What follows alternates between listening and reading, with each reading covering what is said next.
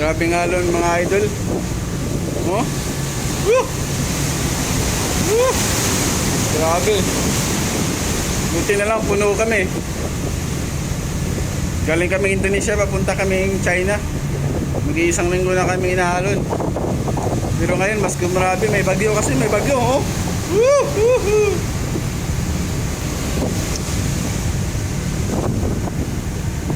Kakatakot yung alon, pero pag sanay ka na parang normal lang.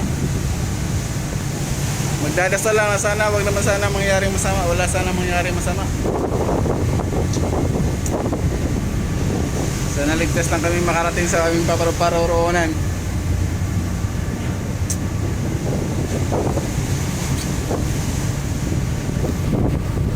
Dito na kami sa Taiwan Street daw na tinatawag. Taiwan Street. Maalon daw dito talaga. Parang biski dito sa Europe kung baga parehas lang.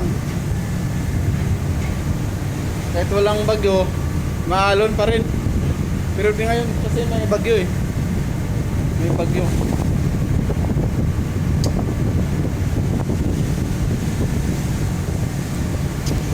Grabe yung alon, grabe. Hindi na lang talaga, puno kami.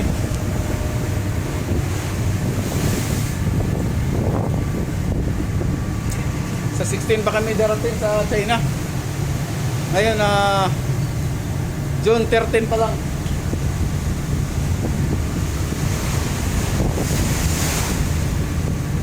Nandito kami ngayon sa Taiwan Street. Grabing alon pala dito oh. Woo! Grabe.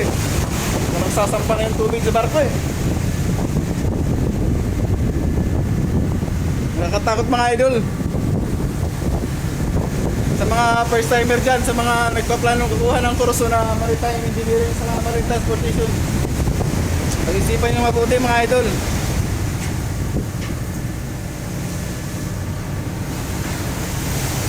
Woo! Salubong kasi yung hangin. Sasalubong.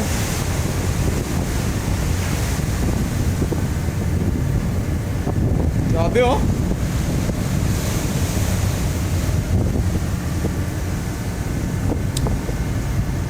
Shout out dyan sa mga lulain. Marami tayo. Kaso nakasukan na ako nung isang araw. Kaya parang maayos na yung pakiramdam. Saka pag ganitong maalon, kain lang kayo ng kain mga idol. Sa mga malulain dyan. Yan ang technique para kung gusto nyo sumuka, di may suka kayo. Kasi mahirap yung sumusuka ka tapos walang laman yung tiyan. Ang sakit nun.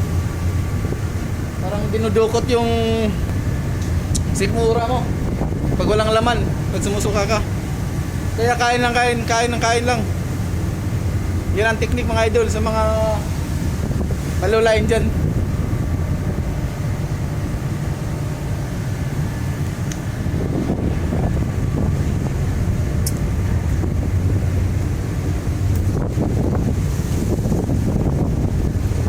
Guys, namumuti.